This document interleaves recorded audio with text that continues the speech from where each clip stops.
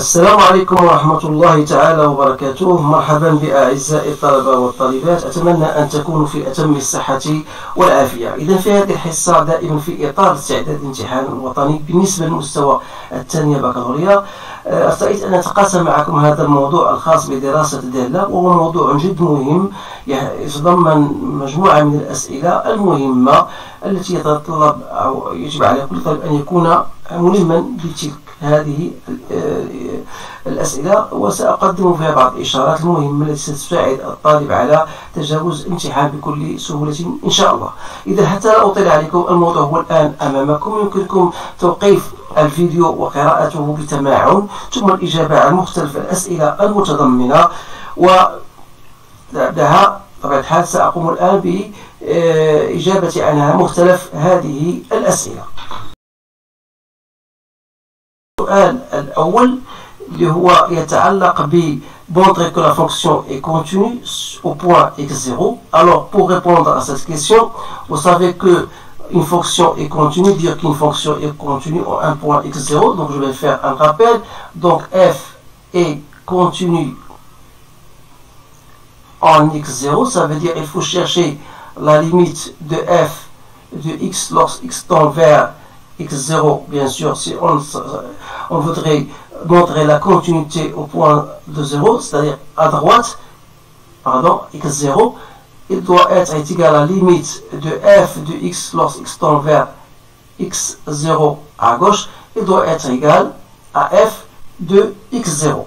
Donc ça, c'est un rappel. Donc pour nous, la fonction était définie, voilà, je l'avais posée, f de x égale à moins x plus 2 ln de 1 plus x si x appartient à moins 1, 0. Et on a f de x égale x moins 1 plus l'exponentielle de moins x si x appartient à 0 plus l'infini. Alors, limite de f de x lorsque x tend vers 0 moins.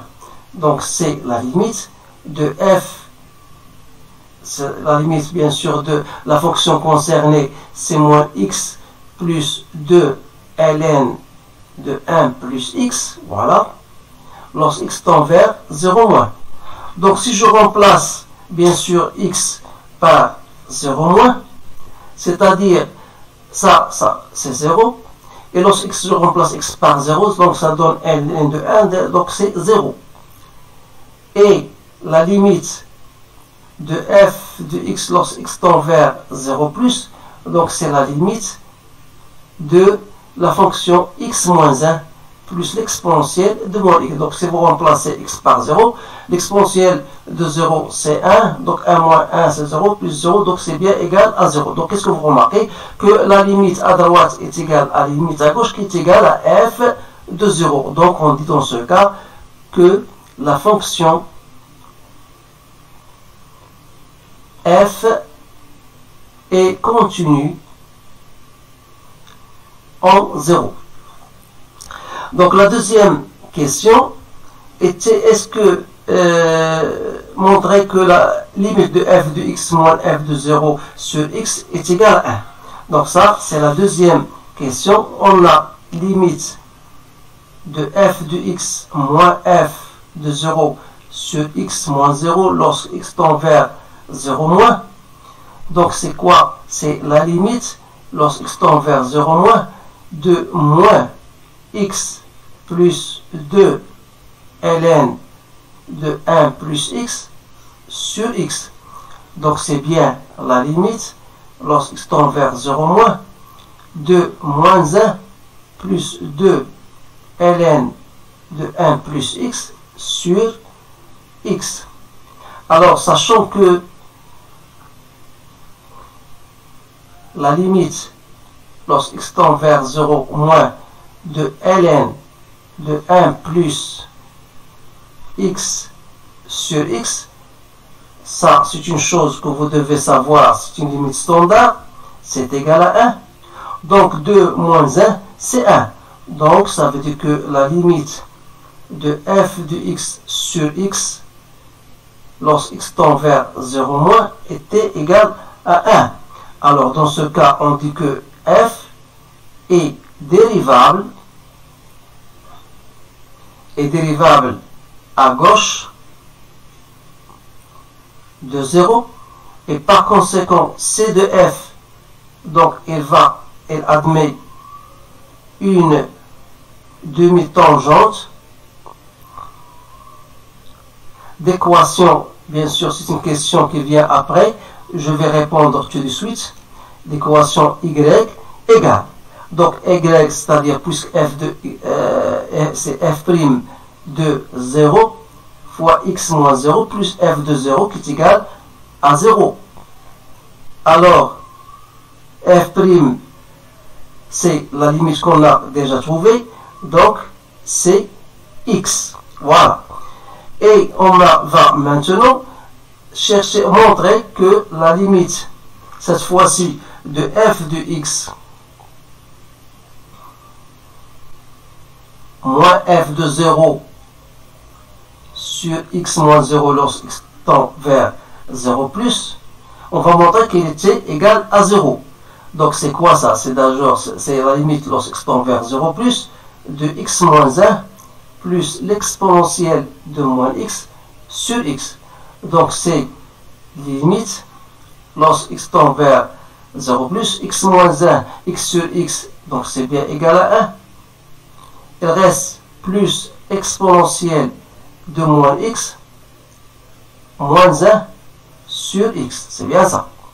Alors, on sait que la limite lorsque x tend vers 0 plus de l'exponentielle de moins x moins 1 sur x, qui n'est autre que la limite lorsque x tend vers 0 plus de l'exponentielle de moins x moins 1 sur moins x, je peux la mettre de cette manière-là. Et si je pose t égale à moins x, alors je sais que lorsque x tend vers 0 plus, alors t tend vers 0. Et on aura dans ce cas, cette limite-là n'est autre que la limite lorsque t tend vers 0 de l'exponentielle de t moins 1 sur t. Donc j'ai posé avec un signe moins, donc ça c'est moins 1. Donc moins 1 plus 1 c'est 0. Donc ça veut dire que la limite de f de x sur x lorsque tend vers 0 moins égale à 0. Donc de la même manière, ça veut dire que la fonction f, est donc dérivable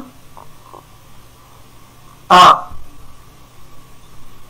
gauche, bien sûr. Donc on a donc à droite, pardon, ici on a à droite, voilà, à droite de 0. Et c de f, on va dire qu'il admet une demi-tangente dans l'équation.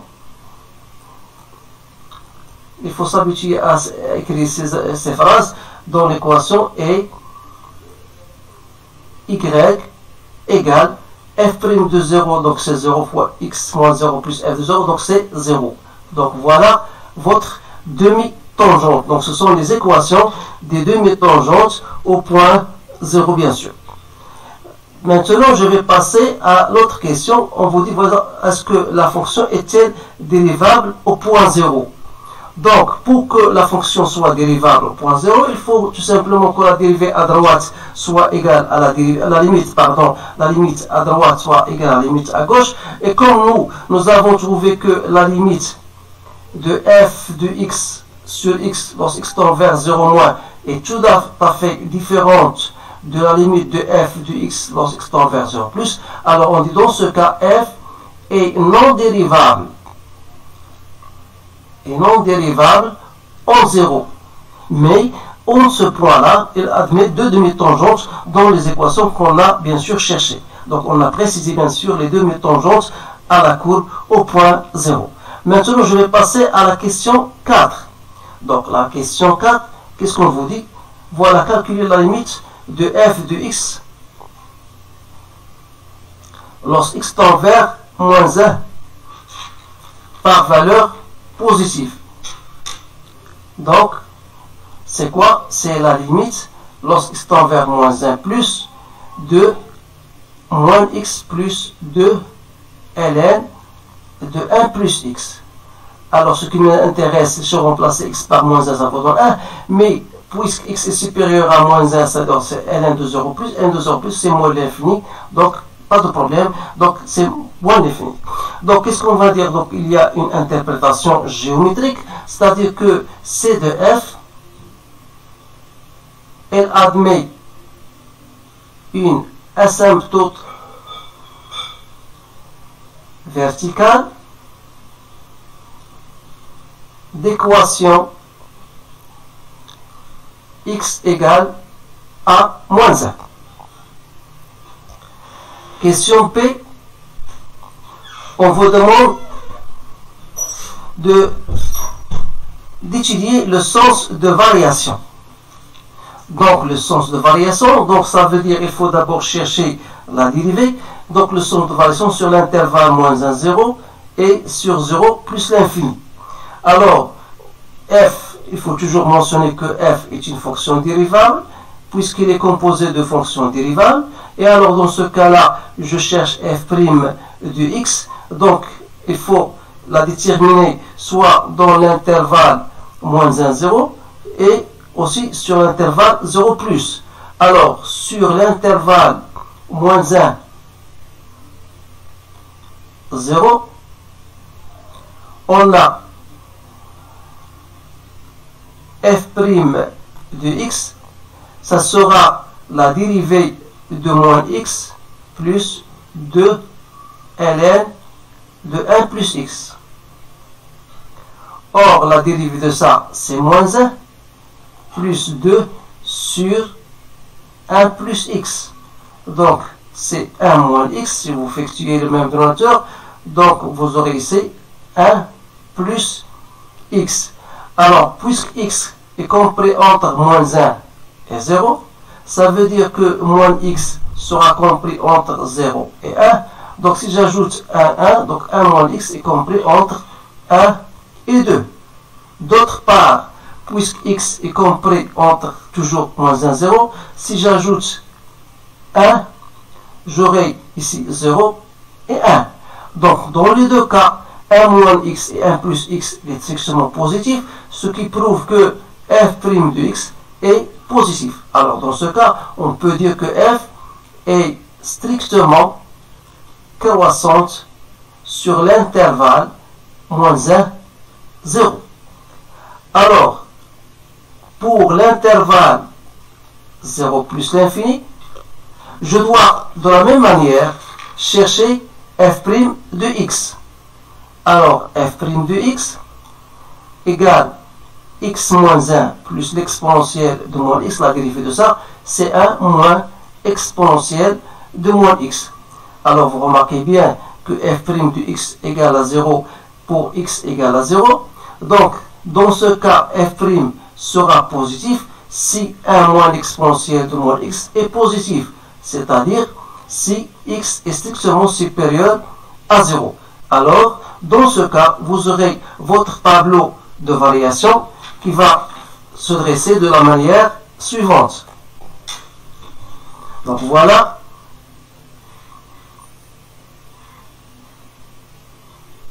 Donc toujours, je vais mettre, voilà, f' de x et f de x. Donc la fonction est définie moins 1 plus l'infini. Donc ici, on a moins 1, donc à faire associer moins 1. Donc vous avez entre moins 1 et 0.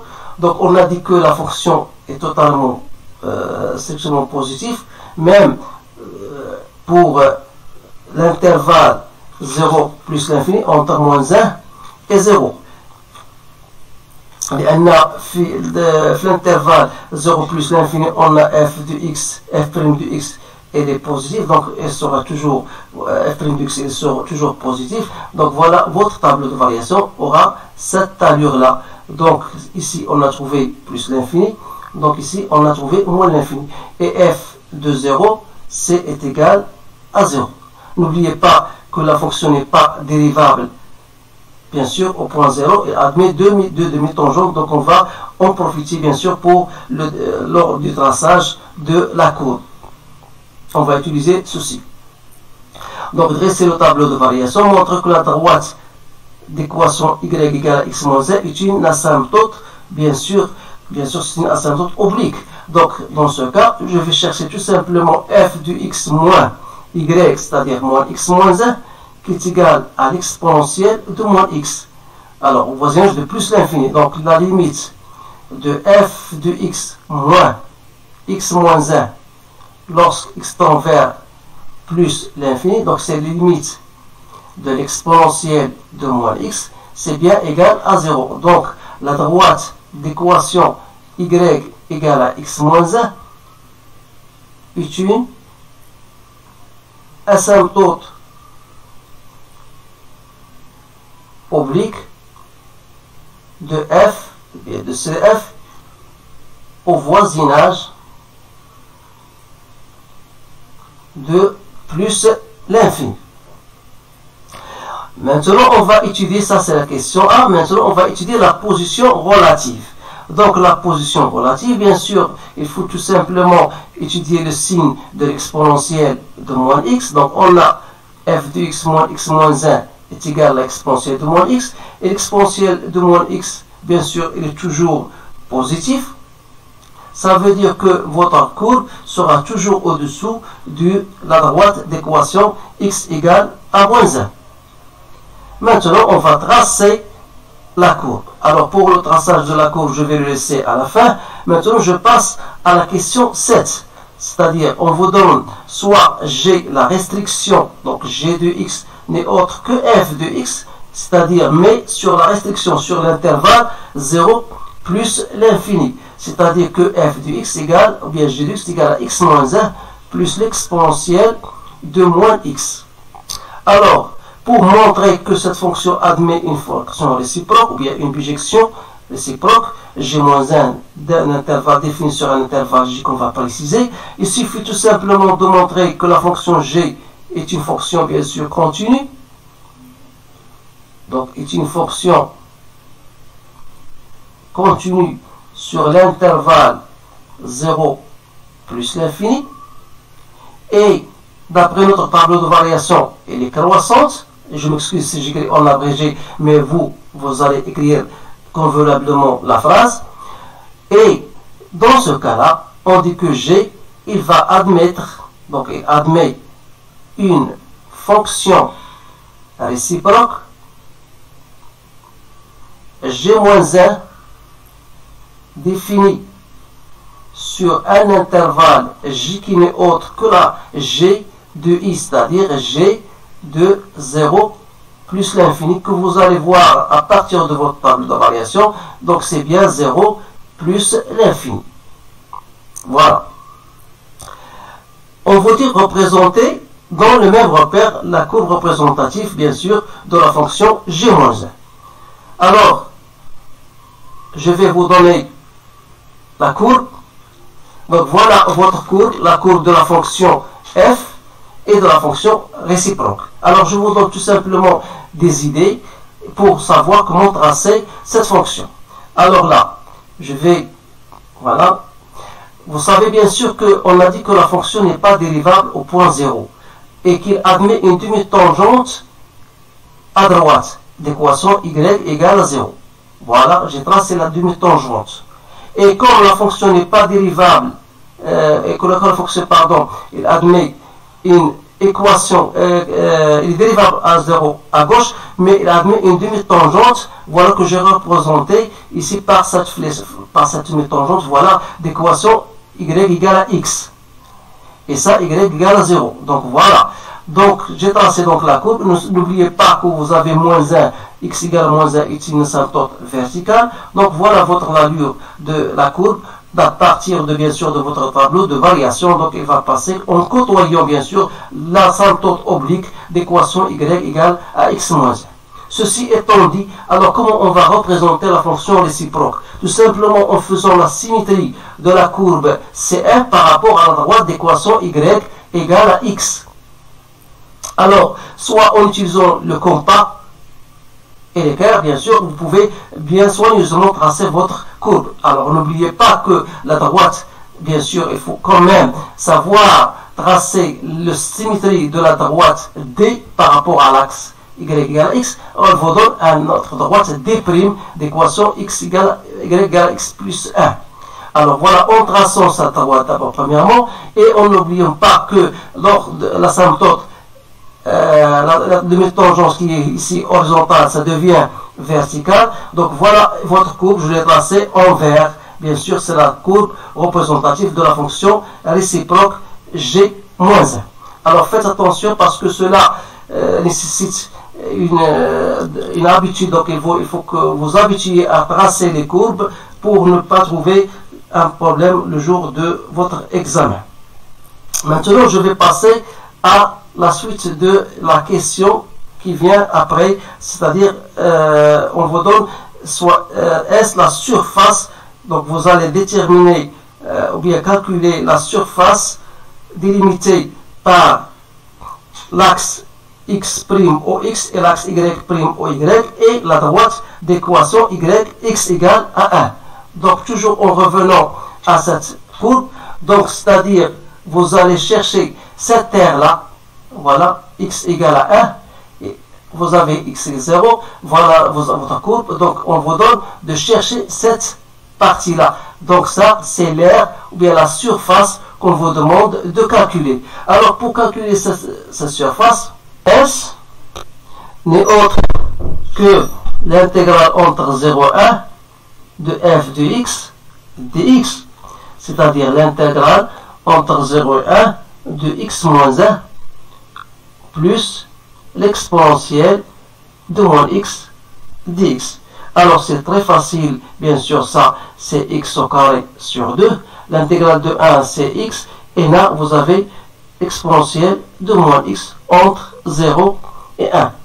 Donc c'est 1 demi moins 1 moins exponentielle de moins 1 plus 1. Donc c'est 0,5 moins 1 sur E.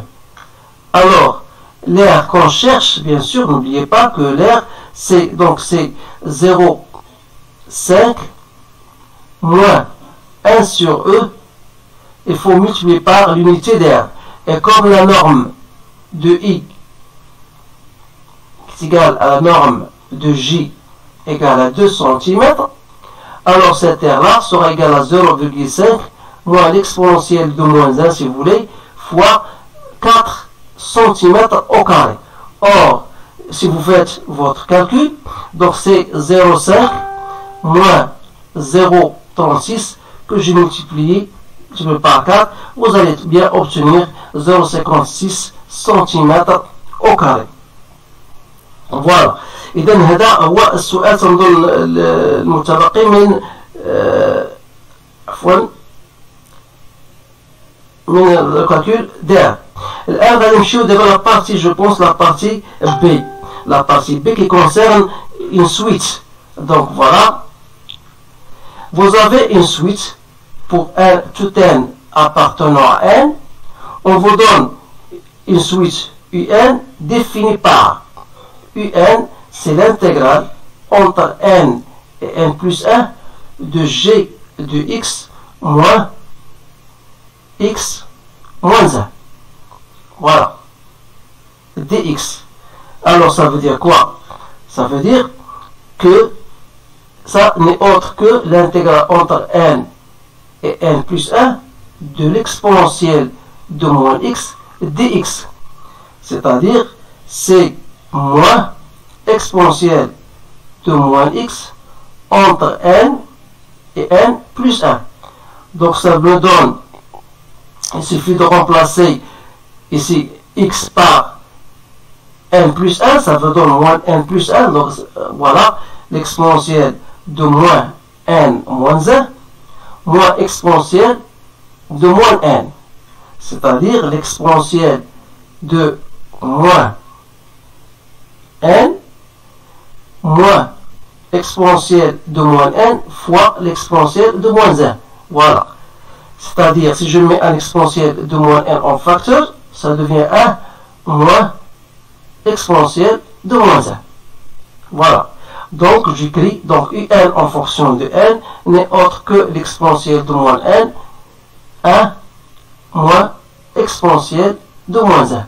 Soit que vous laissez comme ça, ou bien soit vous dites, voilà, c'est l'exponentielle de moins n, 1 moins 1 sur e, comme vous voulez. Donc voilà, on vous dit d'abord déterminer un en fonction de n. Donc on a répondu à cette question. Deuxième question, on vous demande de montrer que un est une suite géométrique, dont on précisera la raison et le premier terme. Alors, montrer qu'une suite est géométrique, il faut quand même trouver un plus 1 en fonction du un, c'est-à-dire QUN. Alors, on a UN plus 1. Donc, il faut chercher UN plus 1. Donc, UN plus 1, c'est quoi? C'est l'exponentielle de moins n plus 1, 1 moins 1 sur e.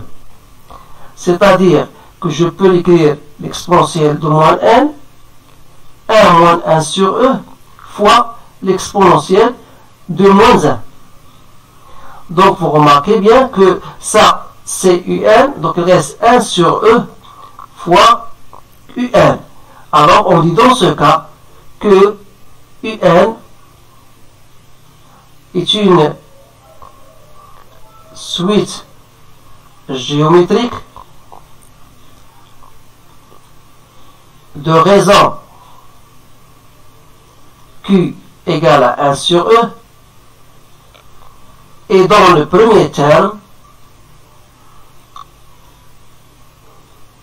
est U0 qui égale à 1 moins 1 sur E. Voilà. Autre question, on vous demande de déterminer la somme Sn. Alors Sn, c'est quoi? C'est I0 plus Un. Alors d'une façon générale, vous savez bien sûr, ça c'est une remarque, que la somme d'une suite géométrique, vous devez mettre le premier terme, 1 moins Q, N moins 0 plus 1 terme, sur 1 moins Q. Alors si on applique cela, c'est-à-dire que Sn égale à I0, c'est 1 moins 1 sur E, fois 1 moins Q, Q c'est 1 sur E, 1 plus 1, sur 1 moins 1 sur E. Alors je pourrais simplifier ici avec ça. Donc il me reste Sn égale à 1 moins 1 sur E exponentielle de n plus 1. Voilà Sn. Alors pour chercher donc, il me reste la dernière question, limite de Sn lorsque n tend vers plus l'infini. Donc c'est la limite de 1 moins 1 sur E à la puissance n plus 1. Alors sachant que limite de 1 sur E à la puissance n plus 1 c'est égal à 0, car 1 sur E est inférieur à 1, alors il nous reste la limite de Sn lorsque n tend vers plus l'infini n'est autre égal à 1. Donc voilà la dernière question. Donc on a dans ce cas répondu à question de sujet. Donc vous voyez bien sûr que c'est un sujet très intéressant et je pense que même les étudiants de l'année sciences mathématiques, ils peuvent quand même en profiter de, bien sûr. Alors il ne me reste que vous remercier de votre attention. Essayez bien sûr de partager ce sujet avec vos collègues et n'oubliez pas bien sûr de vos likes et de vos commentaires. Bien sûr, nous sommes là pour vous aider et nous avons fait un effort pour vous montrer cela. Et d'autre part, je réponds à ces questions d'une façon, bien sûr, je n'ai pas de réponse d'un bouquin ou bien d'un livre. Je fais tout simplement, je vous réponds d'une façon donc je voudrais dire. Donc, et s'il y a une erreur, je m'excuse, je vous demande pardon. Alors, merci à vous tous et à bientôt.